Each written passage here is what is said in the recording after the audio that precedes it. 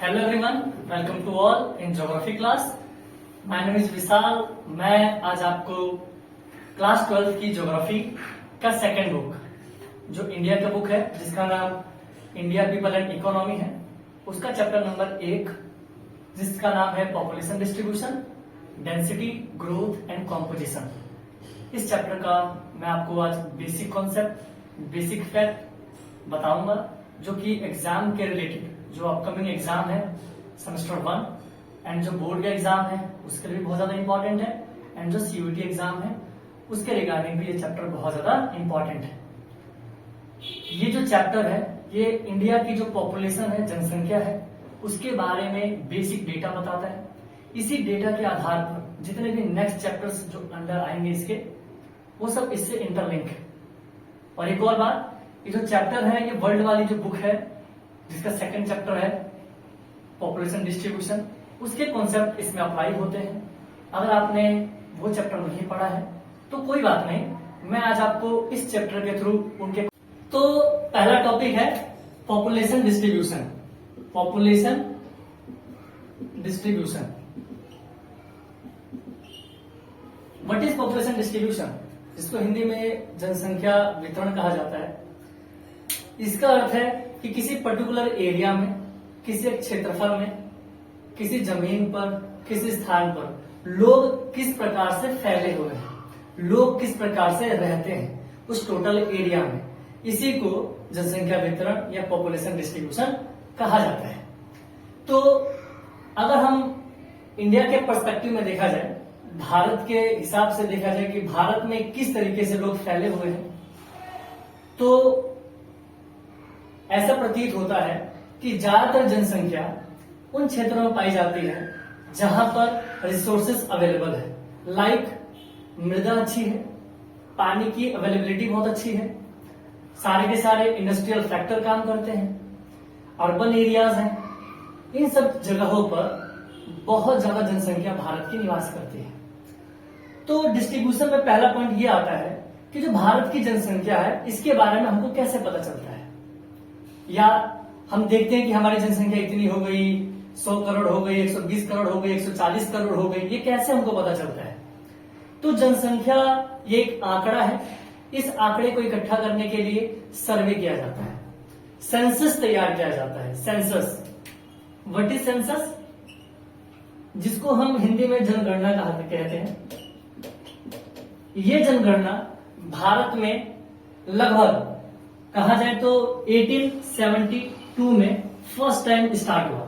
First time India के अंदर पहली जनगणना या फर्स्ट सेंसस 1872 1872 में स्टार्ट हुआ। लेकिन इस सेंसस में इंडिया को पूरी तरीके से कवर नहीं किया गया, कुछ ही कुछ क्षेत्रों को इसमें लाया गया और जनसंख्या के आंकड़े को तैयार किया गया। बट आफ्टर डेट 1872 के बाद एक और समय आता है 1881। ये इंडिया का फर्स्ट कंप्लीट सेंसस था, भारत का संपूर्ण जनगणना, भारत का सर्वप्रथम संपूर्ण जनगणना,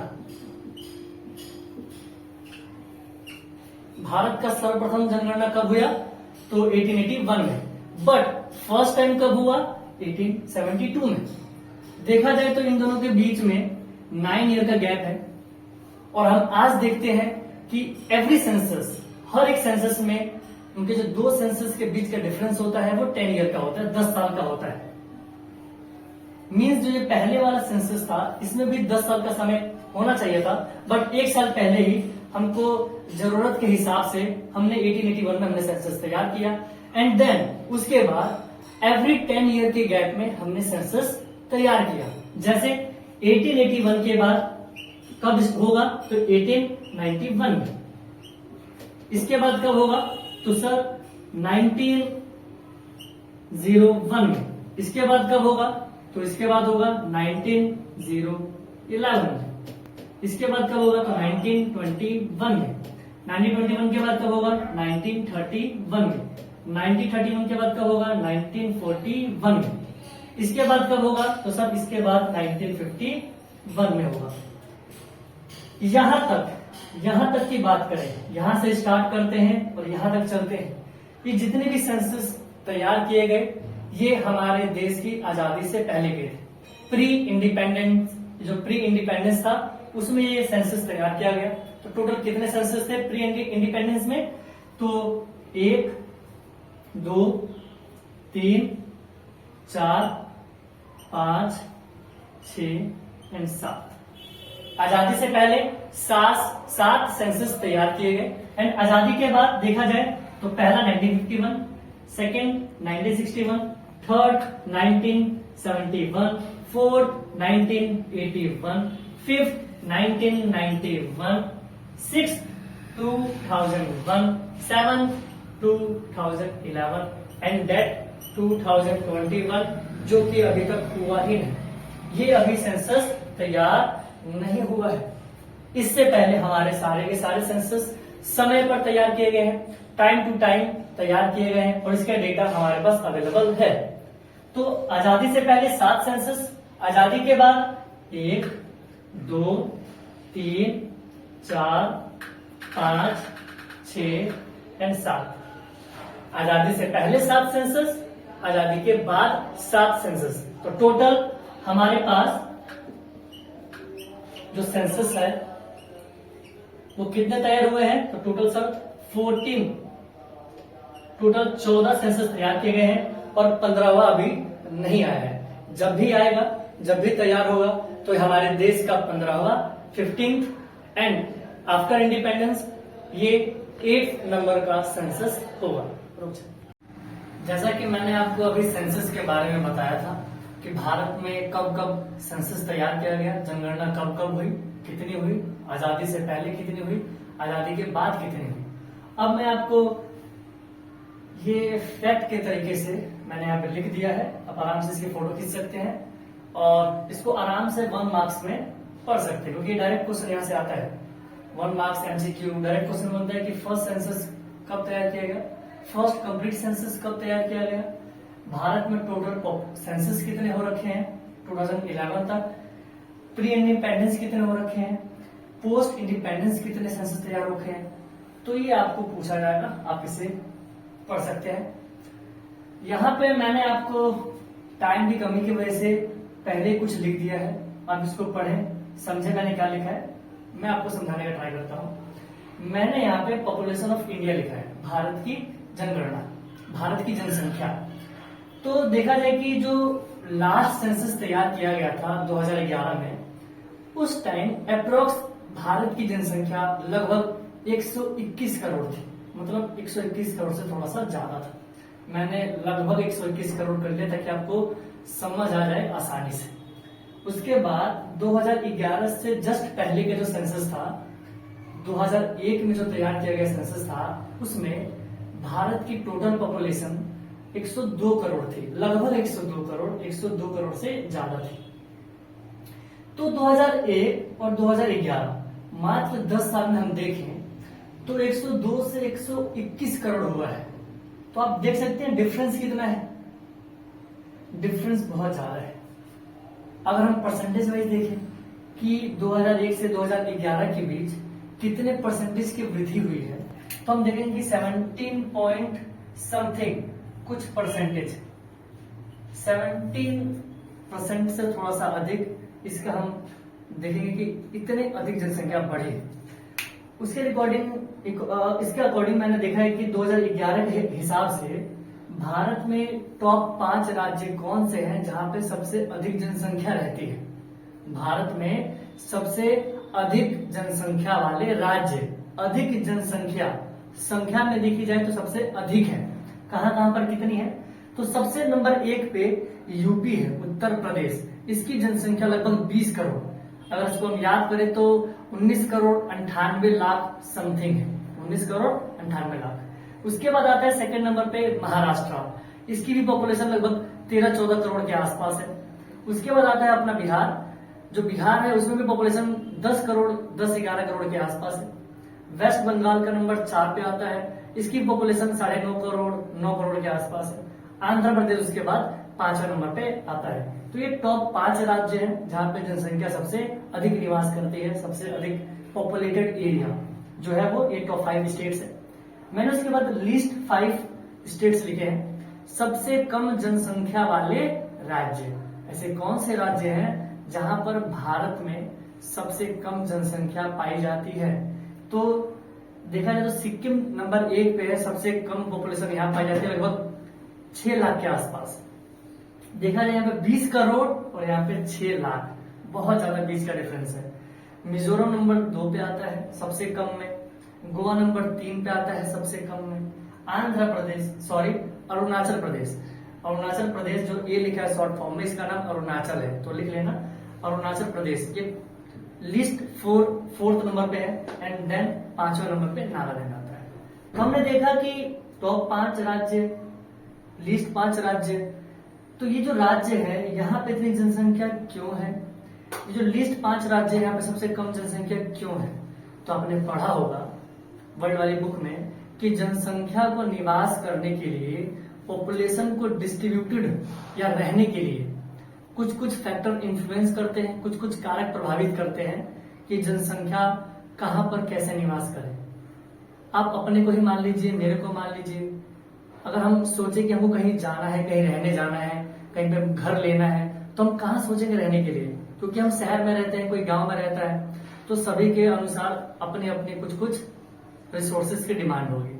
तो हमारे लिए कुछ डिमांड होगा कि भैया हमारा एनवायरमेंट अच्छा होना चाहिए, पीसफुल एनवायरमेंट होना चाहिए, कनेक्टिविटी, रोड की कनेक्टिविटी अच्छी होनी चाहिए, है ना, सारे रिसोर्सेज अवेलेबल होना चाहिए। तो वैसे मैंने यहाँ पे लिखा है कि जो भारत की जो पॉपुलेशन है, आपने देखा होगा भारत का नक्शा, देखा जाए तो ये जो लाइन जा रही है आपको पता है ट्रॉपिक ऑफ कैंसर है, कर्क रेखा, कर्क रेखा से नीचे की तरफ जाएंगे तो टेम्परेचर ज्यादा होता है, कर्क रेखा से ऊपर की तरफ जाएंगे तो टेम्परेचर में कमी आती है, थोड़ी ठंडा मौसम मिलता है, लेकिन गर्मी बहुत ज्यादा होती है। But according to this area यहाँ पे थोड़ा टेम्परेचर कम ही होता है। आपने देखा होगा कोस्टल एरियाज में टेम्परेचर डिफरेंस कम होता है, और जितना भी हम जमीन के भीतर रहेंगे, लैंड के अंदर वाले इंटीरियर एरिया में रहेंगे, वहां पे टेम्परेचर डिफरेंस ज्यादा होता है, इसलिए वहां पे टेम्परेचर बहुत, गर्मी भी बहुत ज्यादा होती है, ठंडी भी बहुत ज्यादा होती है। बट जो कोस्टल एरियाज है वहां पे गर्मी भी ठीक ठाक, और मतलब गर्मी और ठंडी ऐसा लगता ही नहीं, टेम्परेचर में ज्यादा वेरिएशन नहीं देखने को मिलता है। तो हमारे भारत की जो फिजियोग्राफी है, भारत का जो क्षेत्र है वो एक जैसा नहीं है। कहीं पे पठार मिलता है, जैसे ये पूरा का पूरा एरिया पठारी एरिया है, कहीं पे मैदान एरिया मिलता है, कहीं पे रेगिस्तान मिलता है राजस्थान में, राजस्थान का जो मरुस्थल है, कहीं पे कोस्टल एरिया मिलता है, दोनों तरफ कोस्टल, कहीं पे माउंटेन मिलता है, हिमालय। तो जब इतने फैक्टर अफेक्ट कर रहे हैं तो यस, हर जगह जब जमीन ही एक जैसी नहीं है, क्लाइमेट ही एक जैसी नहीं है, मिनरल्स की अवेलेबिलिटी ही एक जैसी नहीं है, तो क्या भारत में हर जगह जनसंख्या बराबर रह सकती है? नहीं। इसलिए कुछ क्षेत्रों में जहाँ पे सारे रिसोर्सेज अवेलेबल है वहां पे जनसंख्या अधिक देखने को मिलती है, और जिन एरियाज जो कि डिजास्टर प्रोन एरियाज हैं, टेम्परेचर बहुत ज्यादा है या टेम्परेचर बहुत ही कम है, माइनस में चला जाता है, या जहाँ पे भूकंप वगैरह ज्यादा आते हैं, बहुत ज्यादा रेनफॉल होता है, ऐसे एरियाज में जनसंख्या कम निवास करती है। तो भारत के उत्तर पूर्वी जो स्टेट्स हैं, north east state, north area देख लिया, जम्मू कश्मीर, लद्दाख वगैरह देख लिया जाए, उत्तराखंड, हिमाचल देख लिया जाए, एंड देन उससे नीचे की तरफ आएंगे तो यूपी बिहार का जो एकदम नॉर्दर्न पार्ट है, जो माउंटेनियस एरिया है, वहां पे थोड़ा कम मिलेगा। एंड देन आपको जो नॉर्थ ईस्ट के सारे स्टेट, असम को थोड़ा छोड़ दिया जाए, क्योंकि असम में ब्रह्मपुत्र रिवर जो है उसने उस एरिया को प्लेन बना रखा है, तो असम को छोड़कर बाकी नॉर्थ ईस्ट स्टेट्स हैं, उत्तर पूर्वी राज्य, जिसको हम 7 बहनें कहते हैं, वहां पे जनसंख्या भी कम निवास करती है। क्योंकि आपने देखा यहाँ पे ज्यादातर सिक्किम भी पहाड़ी एरिया है, नेपाल और भूटान के बीच एरिया से, मिजोरम भी नॉर्थ ईस्ट में आ जाता है, अरुणाचल प्रदेश में नॉर्थ ईस्ट में आ जाता है, नागालैंड भी नॉर्थ ईस्ट में आ जाता है, और जितने भी, जैसे मैंने गोवा लिखा है, गोवा छोटा से राज्य है, तो वहां पे लिमिटेड पॉपुलेशन निवास करती है। तो ये जो स्लाइड है, ये जो लिखा गया है, ये आपके पेपर के लिए बहुत ज्यादा इंपॉर्टेंट है, इसको याद करना बहुत जरूरी है। डायरेक्ट क्वेश्चन बनता है कि टॉप 5 राज्यों का क्रम बताइए, असेंडिंग ऑर्डर में, डिसेंडिंग ऑर्डर में। अगर असेंडिंग ऑर्डर की बात करें तो सबसे नंबर 1 पी आएगा, 2 नंबर पी आएगा, 3 नंबर पी है, 4 नंबर पी है, 5 नंबर ए। असेंडिंग का मतलब होता है बढ़ते क्रम में। उसके बाद अगर लिस्ट 5 की बात करें तो आपको पता है कि ऐसे आप लिख सकते हैं, सबसे कम वाले, सबसे अधिक वाले, ठीक है। जैसा कि मैंने आपको पिछली स्लाइड में पॉपुलेशन डिस्ट्रीब्यूशन के बारे में बताया, जनसंख्या वितरण के बारे में बताया कि भारत में जनसंख्या किस तरीके से फैली हुई है, कितनी जनसंख्या भारत में रहती है, भारत की जनसंख्या कितनी है, तो मैंने 2011 के सेंसस के हिसाब से बताया, 2001 के सेंसस के हिसाब से बताया। तो आपको मैंने एक पॉइंट नहीं बताया था, आपको पता होगा, बट फिर भी मैं आपको बता देता हूं कि भारत 2011 के हिसाब से पूरे वर्ल्ड में जनसंख्या के हिसाब से सेकंड लार्जेस्ट कंट्री था। मींस भारत विश्व में जनसंख्या के हिसाब से दूसरा सबसे बड़ा देश था। लेकिन आज, जैसा आपको पता होगा, न्यूज में आपने सुना होगा कि आज हमने जो नंबर 1 देश था चीन, जनसंख्या के हिसाब से हमने उस देश को पछाड़ दिया है और हम आज पूरे विश्व में नंबर 1 पर आते हैं जनसंख्या के मामले में, जो कि बहुत बड़ा, मतलब ऐसा कैसा जनसंख्या बढ़ना अच्छा होता है, बट इतना जनसंख्या है उसको कंट्रोल करना भी हमारे लिए बहुत ज्यादा इंपॉर्टेंट है। तो जनसंख्या के हिसाब से हम फर्स्ट कंट्री बन चुके हैं, बट हमारे एग्जाम में क्वेश्चन जो आएगा वो 2011 के सेंसस से आएगा। तो आप 2011 के सेंसस के हिसाब से आप चीन को नंबर 1 और भारत को नंबर 2 पे ही लिखना। नंबर 1 पे भारत और नंबर 2 पे चीन पे मत लिखना, आपका आंसर गलत हो जाएगा। तो जो सेकंड टॉपिक है पॉपुलेशन डिस्ट्रीब्यूशन के बाद पॉपुलेशन डेंसिटी, जिसको हम जनसंख्या घनत्व कहते हैं। जनसंख्या घनत्व तो बहुत ज्यादा इंपॉर्टेंट है, क्योंकि ये डायरेक्ट 1 नंबर में भी आता है डेफिनेशन, फॉर्मूला 1 नंबर में आ जाता है, 3 नंबर का डेफिनेशन फॉर्मूला दोनों आता है। तो जनसंख्या घनत्व किसे कहते हैं, व्हाट इज पॉपुलेशन डेंसिटी। तो पॉपुलेशन डेंसिटी अगर हम एक लाइन में डिफाइन करें तो इसका मतलब है कि जो पर स्क्वायर किलोमीटर में, पर यूनिट एरिया, मतलब पर स्क्वायर किलोमीटर, पर स्क्वायर किलोमीटर जो एरिया होगा उसमें जो एवरेज पॉपुलेशन होगी, पर स्क्वायर किलोमीटर एरिया में जो एवरेज पॉपुलेशन होगी, इसको ही पॉपुलेशन डेंसिटी कहते हैं।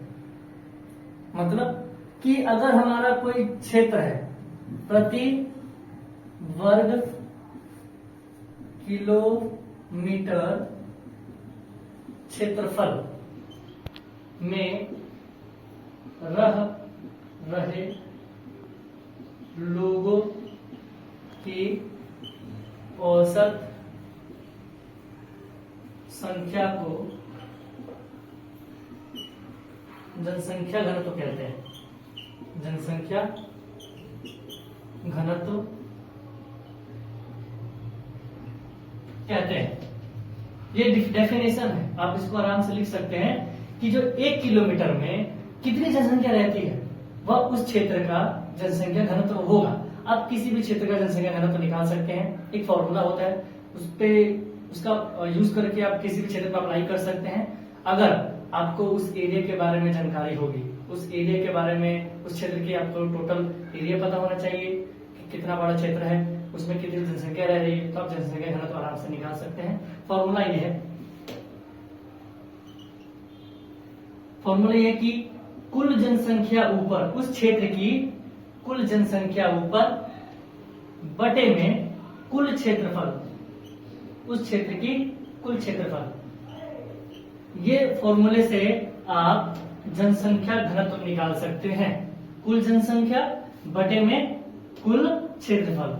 एग्जांपल लिया जाए कि हम दिल्ली में रहते हैं और दिल्ली का एरिया 1200 स्क्वायर किलोमीटर की तरफ इतना ही है, 1200 square kilometre, 1300 square kilometre. But हम एग्जाम्पल के हिसाब से समझे तो आसान सा एक डेटा लेते हैं। मान लिया कि कोई एक ए क्षेत्र है, उस क्षेत्र की जनसंख्या मान लिया कि 100 है और ये जो 100 लोग रहते हैं, ये 100 लोग वहां पे 20 किलोमीटर में रहते हैं। मतलब वो क्षेत्र 20 किलोमीटर बड़ा है और उस 20 किलोमीटर एरिया में 100 लोग रहते हैं, तो इसका पॉपुलेशन डेंसिटी कितना होगा, जनसंख्या घनत्व तो कितना होगा। तो मैंने फॉर्मूले के हिसाब से लिख दिया मैंने, कुल जनसंख्या ऊपर, कुल क्षेत्रफल नीचे, काटेंगे तो आंसर आ जाएगा 0 से 0 हो गया, 2 एकम 2, 2 5 10, तो आंसर क्या आएगा 5। तो 1 किलोमीटर में 5 लोग रहते हैं, वही उस क्षेत्र का जनसंख्या घनत्व हो गया। इसको लिखेंगे कैसे, तो लिखेंगे 5 व्यक्ति प्रति वर्ग किलोमीटर, इसको ऐसे लिखते हैं। आप ऐसे नहीं कि सॉल्व किया और छोड़ दिया, नहीं, आपको ऐसे लिखना पड़ेगा 5 पर्सन पर स्क्वायर किलोमीटर। आप ऐसे लिख देंगे, आपका आंसर हो गया। ये डेंसिटी है, ये कॉन्सेप्ट वर्ल्ड वाले बुक में भी है। तो डेंसिटी में देखा जाए तो भारत की जो 2011 का सेंसस तैयार हुआ था, तो भारत का जो कुल जनसंख्या था वो लगभग 121 करोड़ था, और भारत की जो कुल क्षेत्रफल है वो लगभग 32,87,263 किलोमीटर स्क्वायर है। कितना क्षेत्रफल है, अगर हम कहा लिख दे, मान लिया यहीं लिख देते हैं 32,87,263 किलोमीटर स्क्वायर। ये भारत का टोटल एरिया है, ये भारत का टोटल एरिया है। तो टोटल एरिया नीचे और हमने मान लिया कि 121 करोड़ ऊपर। अगर हम इसको सॉल्व करेंगे, 121 करोड़ मतलब जितनी भी जनसंख्या है भारत की वो ऊपर, और जितना क्षेत्रफल है भारत का वो नीचे, इसको सॉल्व करेंगे तो भारत का जो जनसंख्या घनत्व निकला वो 382 निकला है। 382 व्यक्ति पर 1 किलोमीटर, मतलब भारत में हर 1 किलोमीटर में, एवरी 1 किलोमीटर में लगभग 382 पर्सन निवास करते हैं। 2011 में तो ठीक था, क्या 2001 में, इससे 10 साल पहले, क्या इतनी ही जनसंख्या घनत्व थी या उससे कम थी या उससे ज्यादा थी? तो 2001 में क्योंकि पॉपुलेशन कम थी, ये 121 को हम 102 करोड़ बना देते हैं, और ये क्षेत्रफल तो ना बढ़ता है ना घटता है, उतना ही रहेगा, तो उतना ही क्षेत्रफल में जनसंख्या कम थी तो जनसंख्या घनत्व भी तो कम ही होगा, तो इसका 321 था। ठीक है।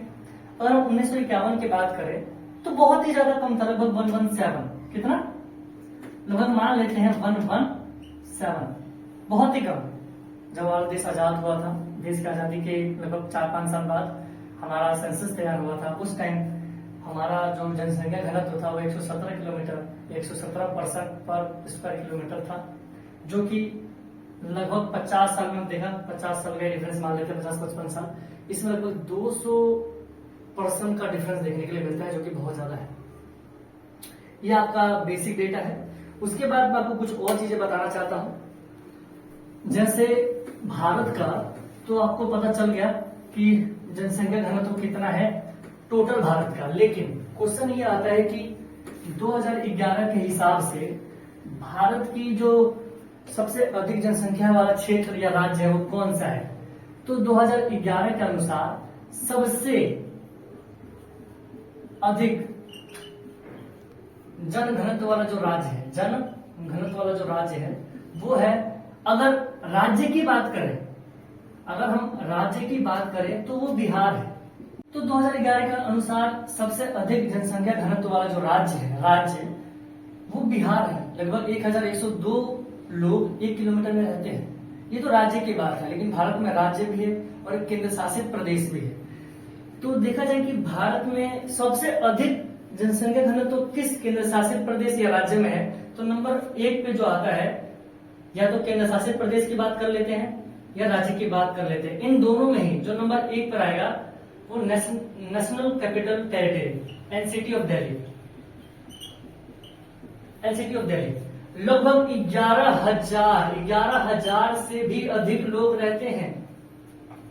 दिल्ली के जो एनसीटी एरिया मतलब नेशनल कैपिटल टेरिटरी, राष्ट्रीय राजधानी जो क्षेत्र है, इस राष्ट्रीय राजधानी क्षेत्र जो दिल्ली और दिल्ली के आसपास में जो क्षेत्र है, इस क्षेत्र में हर 1 किलोमीटर में लगभग 11,000 लोग रहते हैं। और भारत का जो जनसंख्या घनत्व कितना है भारत का, तो भारत का बस 382 है, 382 है, लेकिन इस एनसीटी ऑफ दिल्ली का 11,000 है, मतलब बहुत अधिक है। क्यों इतना अधिक है? आपको रीजन मालूम होगा, क्योंकि दिल्ली एक कैपिटल है भारत का, और दिल्ली में लगभग सारी सुविधाएं प्राप्त है। यहाँ पे रोजगार है, यहाँ पे हेल्थ फैसिलिटीज है, यहाँ पे एजुकेशन है, लगभग जितने भी आप इलेक्ट्रिसिटी है, जो आपको रिसोर्सेज चाहिए वो सब डिमांड ये पूरी करता है।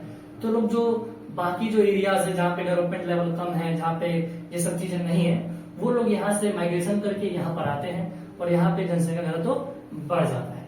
तो इसका रीजन है। तो क्वेश्चन ये आएगा कि भारत में सबसे अधिक जनसंख्या घनत्व वाला राज्य कौन सा है 2011 के अनुसार? तो बोल देना बिहार, ठीक है। लेकिन 2011 में जस्ट इसके उलट था कि 2011 की बात करें, 2001 की, तो 2001 में नंबर 1 बिहार नहीं था, नंबर 1 वेस्ट बंगाल था। नंबर 1 पे वेस्ट बंगाल था, लेकिन 10 सालों में बिहार ने बंगाल को पछाड़ दिया और नंबर 1 पे आ चुका है। अब 2 नंबर पे 2011 के अनुसार बंगाल है, 2 नंबर पे। ठीक है, बिहार नंबर 1 पे है, बंगाल नंबर 2 पे है। ये तो पूरे इंडिया की बात करें। अगर इंडिया को नॉर्थ और साउथ में बांटे तो नॉर्थ में बिहार हो गया, केंद्र शासित और राज्य के हिसाब से दिल्ली हो गया, लेकिन साउथ में सबसे अधिक जनसंख्या घनत्व तो किसके पास है? तो वो है केरल राज्य। कौन सा राज्य है? केरल। भारत में क्या लिखा जाए? यहां लिख दिया जाए। भारत में अगर उत्तर भारत की बात करें तो बिहार हो गया। अगर हम दक्षिण भारत की बात करें तो वो केरल हो गया। केरल के बाद तमिलनाडु आता है। तमिलनाडु ये भारत के अधिक जनसंख्या घनत्व वाले राज्य है। तो जनसंख्या घनत्व में आपको यही क्वेश्चन आएगा कि भारत का जो जनसंख्या घनत्व 2011 के अनुसार कितना था, 2001 के अनुसार कितना था, सबसे अधिक जनसंख्या घनत्व वाला कौन सा राज्य है, उत्तर में कौन सा है, दक्षिण में कौन सा है। अधिक की तो बात कर ली, अब बात आता है अपना कम की बात। तो यहाँ पे मैंने एक चार्ट बनाया है जिसमें हम फिल करते हैं, आपको समझ आ जाएगा कैसे लिखना है, क्या लिखना है। तो मैंने लिखा है यहाँ पे राज्य, सबसे अधिक वाला कौन सा राज्य है, तो बिहार है। सबसे कम वाला कौन सा राज्य है, तो बोल देना सर अरुणाचल प्रदेश, एपी। बिहार का आपको पता है कि लगभग 1102 है, अरुणाचल प्रदेश का मात्र 17 है, 17, मात्र 17। एवरेज जो भारत का जनसंख्या घनत्व है, जनसंख्या घनत्व उससे भी बहुत बहुत कम। अरुणाचल प्रदेश, आपको मालूम है कि जो भारत का जो नॉर्थ ईस्ट का राज्य है, ठीक है, ये जो अरुणाचल प्रदेश ये वाला एरिया है, ये जो अरुणाचल प्रदेश का एरिया है बहुत बड़ा है, लेकिन ये जो बड़ा होने के बाद यहाँ पे कुछ पहाड़ी क्षेत्र बहुत ज्यादा है, जिसकी वजह से जनसंख्या बहुत कम निवास करती है। कम इतने निवास करती है कि इसके क्षेत्रफल के हिसाब से अगर लोगों की औसत संख्या निकाले तो मात्र 17 है, मात्र 17, बहुत ही कम। और भी राज्य हैं, आप ऐसा हिसाब लगा सकते हैं, खुद से भी सोच सकते हैं कि जहां पे मानव के अनुसार कंडीशन नहीं होगा, ह्यूमन के अनुसार कंडीशन नहीं होगा, लोग वहां पे निवास नहीं करेंगे, रिसोर्सेस नहीं होगा तो लोग वहां पे निवास नहीं करेंगे, तो जनसंख्या घनत्व अपने आप कम हो जाएगा। तो ये अपना राज्य हो गया, सबसे अधिक वाला हो गया, सबसे कम वाला हो गया। ठीक है, तो जैसा कि मैंने आपको पिछले स्लाइड में बताया कि जनसंख्या घनत्व तो क्या होता है, भारत का जनसंख्या घनत्व कितना है, कौन से राज्य में सबसे अधिक जनसंख्या घनत्व है, कौन से राज्य में सबसे कम जनसंख्या घनत्व है, ये मैंने आपको बता दिया। तो अपना सेकंड टॉपिक भी खत्म हो गया, डेंसिटी। और अपना थर्ड टॉपिक है ग्रोथ। ग्रोथ जिसको हम जनसंख्या वृद्धि भी कहते हैं। जनसंख्या वृद्धि को मापने का, एक मेजर करने का एक फॉर्मूला होता है, एक तरीका होता है, इसका डेफिनेशन भी है। तो पहले डेफिनेशन की बात करते हैं, परिभाषा की बात करते हैं कि पॉपुलेशन ग्रोथ क्या है, जनसंख्या वृद्धि क्या है, एंड देन इसको कैसे मेजर करते हैं, कैसे कैलकुलेट करते हैं, कैसे फाइंड करते हैं इस डेटा को।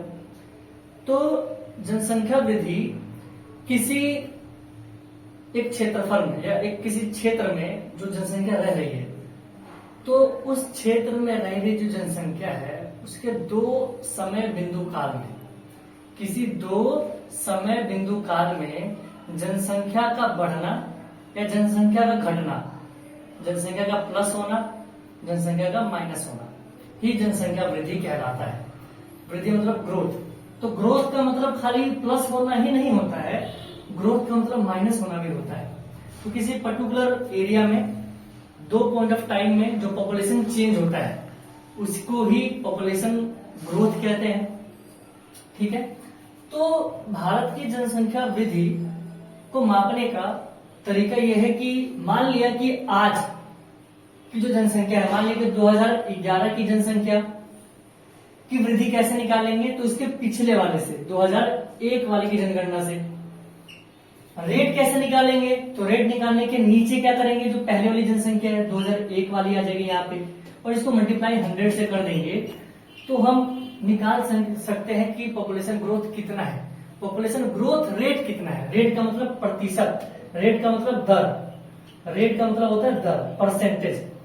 अगर नॉर्मल निकालने की कितनी जनसंख्या बढ़ी है कितनी कम हुई है तो बस माइनस कर दो पहले वाले से आज की, तो निकल जाएगा। बट हम रेट की बात करें, परसेंटेज की बात करें कि किस परसेंटेज पे पहले के अकॉर्डिंग आज की पॉपुलेशन बढ़ी है, कितने परसेंट बढ़ी है, तो हमको ऐसे करना पड़ेगा। शायद आपको नहीं समझ आया। हम ऐसे कर सकते हैं कि इस 2011 की पॉपुलेशन जो कि लेटेस्ट थी हमारी, इसको हम पॉपुलेशन 2 लिख सकते हैं। इसके पहले वाली पॉपुलेशन जब 2001 में तैयार हुई थी उसको पॉपुलेशन 1 कह सकते हैं। और कभी भी रेट निकालने के लिए आपने पढ़ा होगा परसेंटेज वाला चैप्टर कि परसेंटेज रेट निकालने के लिए पहले वाला पॉपुलेशन के ऊपर ही परसेंटेज रेट निकाला जाता है। तो पहले वाला पॉपुलेशन ये है, तो पॉपुलेशन 1 मल्टीप्लाई 100। तो इसको सॉल्व किया जाए तो इसको शॉर्टकट में है P2 माइनस P1 अपॉन में P1 मल्टीप्लाई 100। आपको मैंने ऊपर समझा दिया। जैसे मान लिया जाए कि 2011 में जनसंख्या 200 थी, 2001 में जनसंख्या 150 थी और 2001 में जनसंख्या 150 थी, तो इसका रेट कितना निकलेगा? तो कैसे होगा, फॉर्मूले में पुट कर देंगे। P2 की जगह लिखेंगे 200 माइनस P1 की जगह लिखेंगे 150, बटे में लिख देंगे 150 मल्टीप्लाई 100। 200 में से 150 को माइनस करेंगे तो आंसर आएगा 50। ठीक है, नीचे आएगा 150 मल्टीप्लाई 100। आप कर सकते हैं कि क्या कर सकते हैं, 1 0 से इस 0 को काट सकते हैं। ठीक है, 5 या 15, ठीक है, 5 दूनी 10। अब ऐसा भी कर सकते हैं या किसी भी तरीके से काटिए। 50 दूनी 100 हो गया, बटे में 3 आ गया, 3 को 100 से काटेंगे तो 33.33% आ जाएगा। ठीक है, मतलब आज की जनसंख्या 200 थी, पहले की जनसंख्या 150 थी, तो इसको माइनस करके लिखा 50 आंसर आ गया। पहले की जनसंख्या 150 थी मल्टीप्लाई 100, तो 0 को 0 से काट दिया, 15 को 10 से काटा तो 3 से गया, 5 दिया क्या कर सकते हैं, 5 दिया 15, 5 दूनी 10। फिर क्या करेंगे, ऊपर वाले को ऊपर से मल्टीप्लाई करेंगे, 50 दूनी 100, नीचे 3 बच गया, 3 को 100 से डिवाइड करेंगे तो आंसर आएगा 33.33%। तो हम ऐसा कह सकते हैं कि इसका जो ग्रोथ रेट निकला वो 33.33% निकला। ये तो एग्जांपल के थ्रू समझा। आप एक्चुअल डाटा जो हमारा फैक्ट है आप उसको ऊपर पुट करिए। 2001 का जनसंख्या आपको पता है 102 करोड़ थी, 2011 की जनसंख्या भी आपको पता थी 121 करोड़ थी, और फिर नीचे क्या लिखेंगे भाई 102 करोड़ मल्टीप्लाई 100। तो इसको सॉल्व करेंगे तो हमारा जो ग्रोथ रेट निकलेगा वो 17.64% निकलेगा समथिंग। 17.6474, 17.7 कह सकते हैं, 64 कह सकते हैं, आप सॉल्व कर सकते हैं तो ऐसे निकल जाएगा। ये है जनसंख्या की वृद्धि। अब क्या हुआ कि जनसंख्या जो वृद्धि है एकदम 17% पे थी 2011 की, तो हमने बात कर लिया, बट हमारे सेंसस जो है उसका पहले का जो तरीका था वो किस रेट से बढ़ा और आज किस रेट पे आया? क्या हमेशा से इतना ही रेट था, क्या इससे भी कम था, क्या इससे भी ज्यादा था? तो अभी हम कुछ डेटा के बारे में देखते हैं, आपको पता चल जाएगा कि क्या था तरीका। आप इस फॉर्मूले को लिख सकते हैं P2 माइनस P1 अपॉन में P1 इंटू 100, सॉल्यूशन करेंगे तो आ जाएगा पॉपुलेशन ग्रोथ रेट। अब हम बात करते हैं पॉपुलेशन जो ग्रोथ रेट है या ग्रोथ है, भारत की जनसंख्या जो वृद्धि है वो कैसे हुई है। तो हम एक 100 साल का डाटा देखते हैं। 100 साल का डेटा कहां से कहां देखते हैं, 1901 से डेटा देखते हैं और 2011 तक का डेटा की बात करेंगे, क्योंकि हमारा जो 1901 से पहले क्यों नहीं लिया, इसलिए कि भैया 1901 से 2011 एक जो टाइम पीरियड है इसको हम 20वीं शताब्दी कह सकते हैं, 20th सेंचुरी कह सकते हैं या 20वीं शताब्दी कह सकते हैं। शताब्दी का मतलब 100 साल। इन 100 सालों में किस तरीके से जनसंख्या बढ़ी है, जनसंख्या घटी है, तो आप इसको पढ़ने वाले हैं। तो हम इसको क्या करेंगे कि हर एक 10 साल में इसको बांट देंगे। जैसे 10 साल का हमारा सेंसस होता है ना, हर 10 साल में सेंसस तैयार हुआ है, उसी सेंसस के थ्रू 1901 में कितना था, 1911 में कितना था, 1921 में कितना था, 1931 में कितना था, 41, 51, 61, 71, 81, फिर और 91, उसके बाद वही 2001 कह सकते हैं और 2011 तो है। तो हम देखेंगे कि 1901 में हमारी जो जनसंख्या थी लगभग 24-25 करोड़ जनसंख्या थी। 24-25 से यहाँ नीचे आई, थोड़ी सी बढ़ी, देखते हैं बढ़ी कि नहीं बढ़ी। उसके बाद यहाँ पर आई, थोड़ी बढ़ी कि नहीं बढ़ी, फिर ऐसे आई, फिर ऐसे आई, ऐसे ऐसे ऐसे ऐसे करते करते 2011 का डेटा आया। तो इस 1901 और 2011 तक का जो जनसंख्या में जो चेंजेस रहा, वेरिएशन रहा, किस तरीके से बढ़ा, किस तरीके से घटा, वो एक रूप नहीं था। कहीं 1% से स्टार्ट हुआ, 5% से स्टार्ट हुआ, 10%, 15%, 20%, 25%, कभी कभी तो जनसंख्या माइनस में चली गई। जनसंख्या माइनस में भी चली गई। जनसंख्या माइनस का मतलब क्या होता है? जनसंख्या का ऋणात्मक वृद्धि दर, जनसंख्या का ऋणात्मक वृद्धि दर, ठीक है, मतलब negative population growth. Negative population growth कब होता है? कि मान लिया कि 2001 में 100 करोड़ जनसंख्या थी और 2011, जैसे कि मैं आप लोगों को बता रहा था कि भारत में जो जनसंख्या वृद्धि है वो किस तरीके से उसका ट्रेंड रहा, किस तरीके से वो बढ़ा घटा, क्या रहा। तो इसको मैंने आपको एक चार्ट के तरीके से, एक टाइम फ्रेम के तरीके से बताने का ट्राई किया है।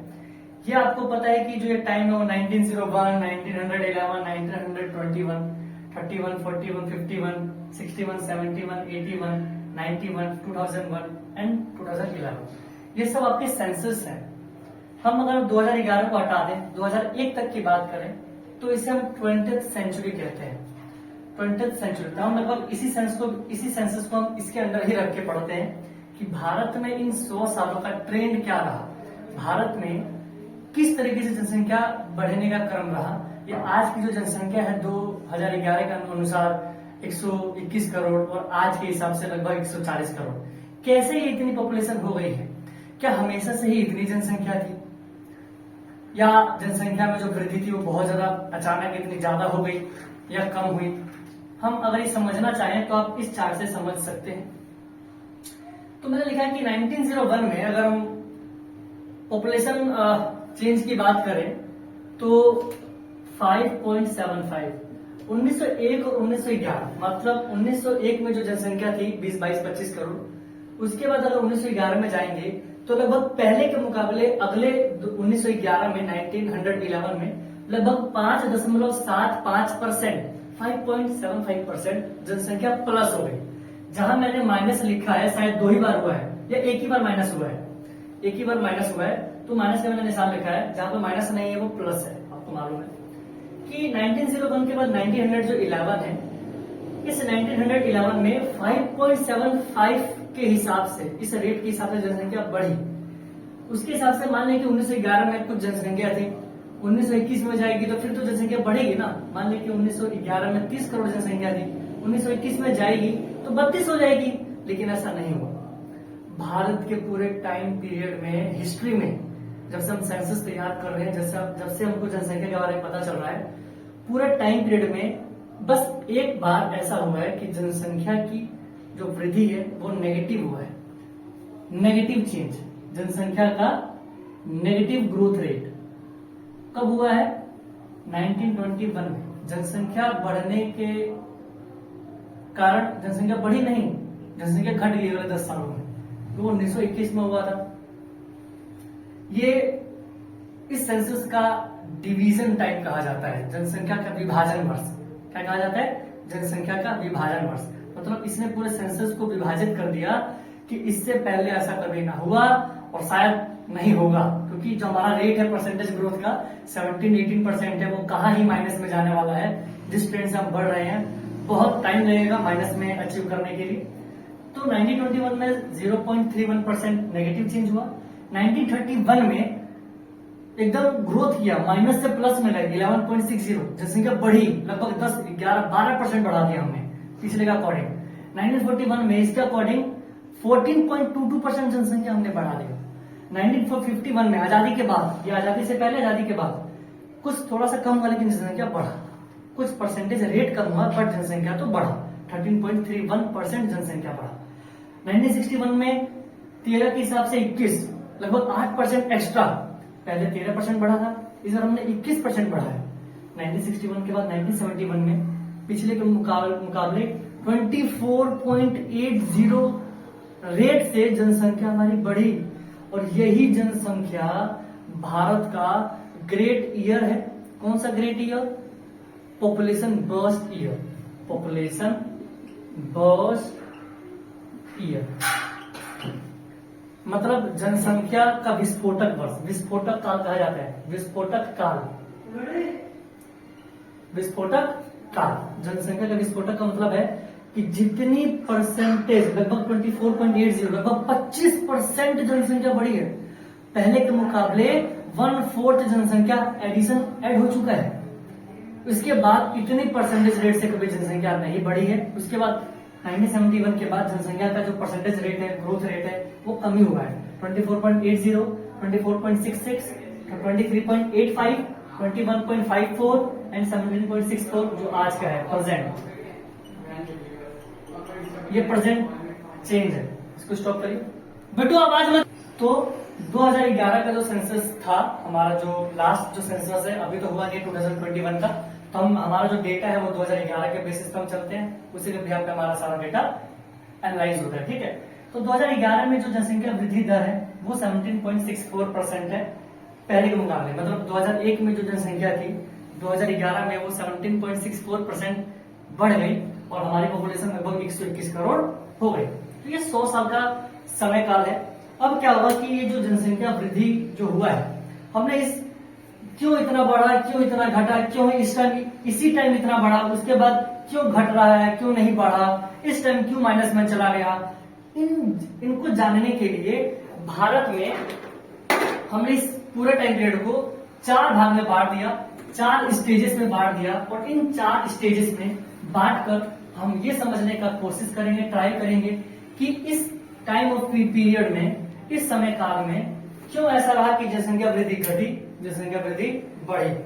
तो अगर कहा जाए तो पूरे जनसंख्या को, भारत की जो सेंसस है 1901 से 2011 को हमने 4 स्टेजेस में बांट दिया, 4 स्टेजेस में।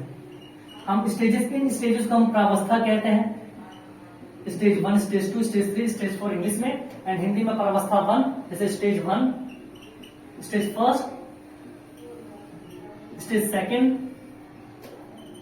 Stage 3 and stage 4।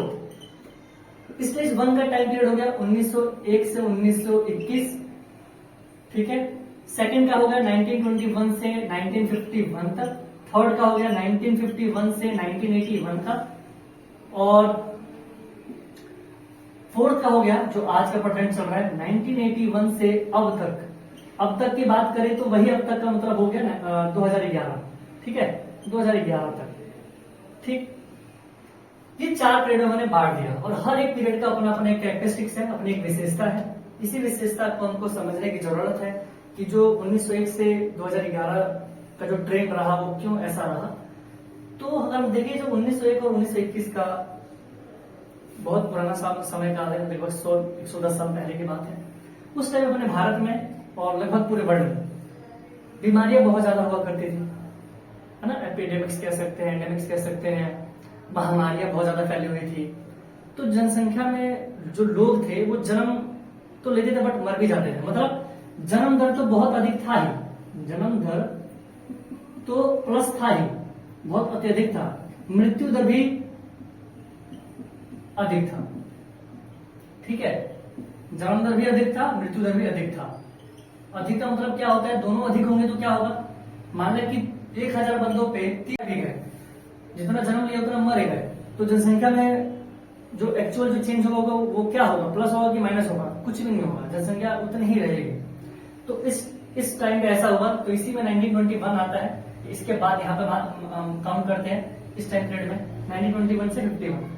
इस पीरियड में क्या होता है कि यहाँ पे जो एंडेमिक्स चल रही थी, महामारी चल रही थी, एपिडेमिक्स वगैरह था, जन्म दर बहुत ज्यादा था।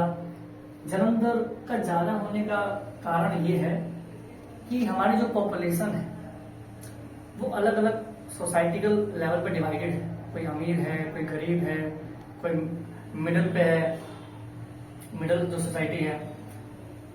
अब क्या होता है कि जो लेबर सोसाइटी है उनके पास धन कमाने के लिए, पूंजी कमाने के लिए, पैसा कमाने के लिए, उनका जो वर्क फोर्स अपने आप को लेबर समझ के वो इनकम सोर्स अपने आप को समझते हैं कि हम जितने ज्यादा लेबर बंदे होंगे, जितने हमारी फैमिली साइज बड़ी होगी, उतना ही इनकम जनरेट कर पाएंगे, उतना ही ज्यादा हम कमा पाएंगे।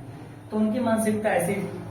दूसरी मानसिकता ये थी कि हमारे यहाँ जन्म ले रहा है बच्चा, बड़ा होते होते उनकी डेथ हो जा रही है क्योंकि हेल्थ फैसिलिटीज नहीं है ना, कोई इंफ्रास्ट्रक्चर अच्छा नहीं है, अच्छा पानी अवेलेबल नहीं है, अच्छा खाना अवेलेबल नहीं है, भूखमरी फैल रही है, ठीक है ना, फेमाइन कंडीशन चल रहा है, बहुत सारी कंडीशन थी जिसकी वजह से जन्म दर भी अधिक था और मृत्यु दर भी अधिक था। तो जनसंख्या में उतना बढ़ा घटा नहीं। 1921 से 51 में क्या किया, धीरे धीरे हमने चेंजेस लाना स्टार्ट किया। जन्म दर को हमने कोई कंट्रोल नहीं किया, जन्म दर वैसे ही चलता रहा, जन्म दर थोड़ा अधिक होने लगा। मृत्यु दर को हमने कंट्रोल कर लिया, मतलब जो बर्थ रेट था उसको हमने कंट्रोल नहीं किया, हमने डेथ रेट को कंट्रोल कर लिया। कैसे कंट्रोल कर लिया कि पहले लोग अपने आप बीमारी से मर रहे हैं, भूखमरी से मर रहे हैं, किसी डिजास्टर से मर रहे हैं, कोई नेचुरल फैक्टर्स जिसकी वजह से मर रहे हैं, हमने उसको कंट्रोल किया, हमने उसको ठीक किया, हमने हॉस्पिटल फैसिलिटी स्टार्ट किया, हमने दवाइयों का निर्माण किया, हमने टेक्नोलॉजिकल डेवलपमेंट किया, हम विज्ञान की तरफ आगे बढ़े, हमारा देश अपने पैरों पर खड़ा होना स्टार्ट किया। तो हमारे इसमें क्या हुआ कि जन्म दर तो उच्च था ही, जन्म दर उच्च था, लेकिन मृत्यु दर में कमी आने लगी, कमी स्टार्ट होती। 1951 से 81 तक हम आजादी प्राप्त कर लेते हैं, तो जब यहाँ पे अच्छा काम किया है तो यहाँ पे तो और अच्छा काम होगा। तो यहाँ पे भी जन्म दर उच्च थी, जन्म दर उच्च थी, मृत्यु दर में कमी आई, मृत्यु दर में यहाँ पे और कमी आई, ठीक है, मृत्यु दर में कमी आई, इतनी कमी नहीं, मतलब कमी तो आई, जिसकी वजह से इसी पीरियड में आपको पता है कि 1971 में पॉपुलेशन एकदम फट जाता है, अचानक इतना 25% ग्रोथ, 24.80% जनसंख्या एकदम बढ़ जाती है इतनी तेजी से। तो अचानक नहीं बढ़ा, उसको बढ़ने के पीछे ये सारे फैक्टर काम किए हैं। एक टाइम पीरियड के हिसाब से यहाँ पे जाकर अचानक जनसंख्या फटी है। उसके बाद लोगों को समझ आने लगा, क्योंकि यहाँ तक जो लोग थे भारत के धीरे धीरे एजुकेटेड होने स्टार्ट करते हैं, उनकी लाइफ स्टाइल अच्छी होती है।